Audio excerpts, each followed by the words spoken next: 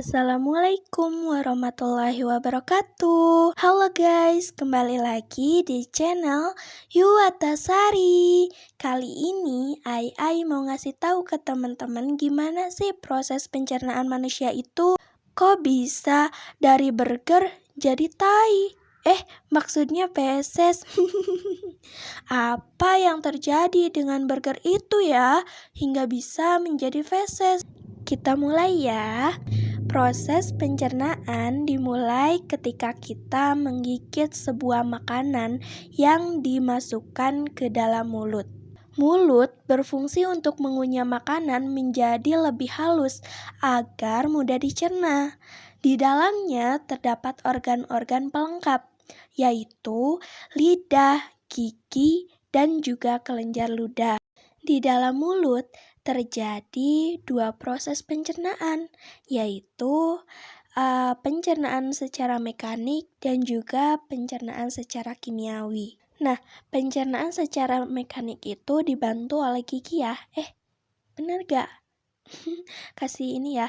Nah, gigi ini gunanya memotong makanan menjadi potongan-potongan kecil. Potongan ini kemudian dibasahi oleh air liur.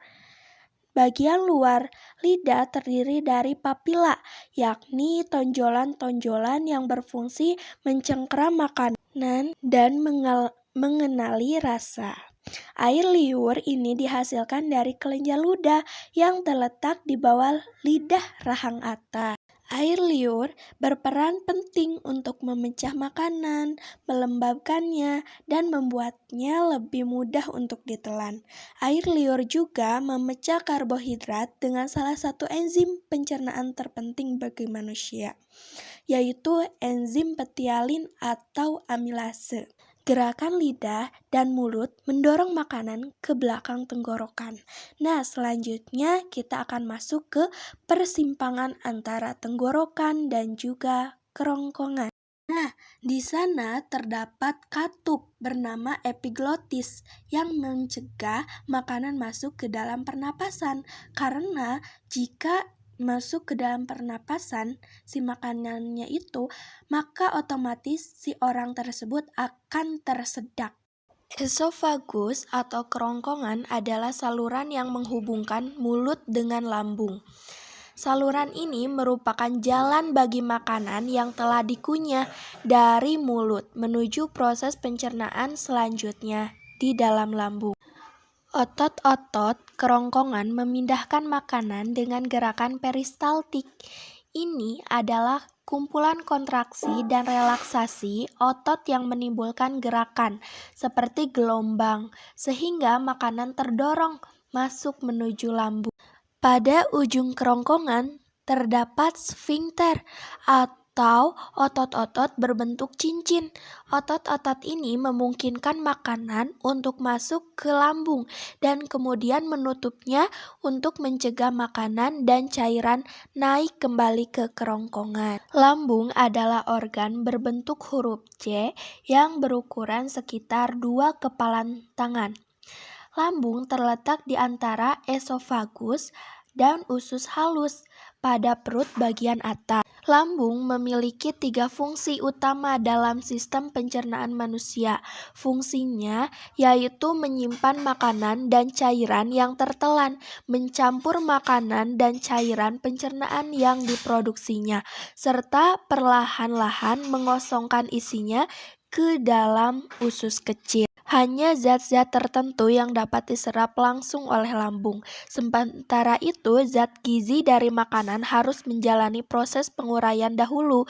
Dinding otot lambung melakukan proses ini dengan mencampur dan mengocok makanan bersama asam dan enzim. Usus halus adalah saluran kecil selebar 2,5 cm dengan panjang sekitar 10 meter.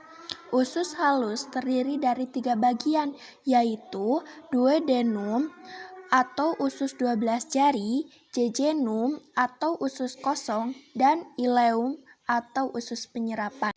Dinding bagian dalam usus halus penuh dengan tonjolan dan lipatan.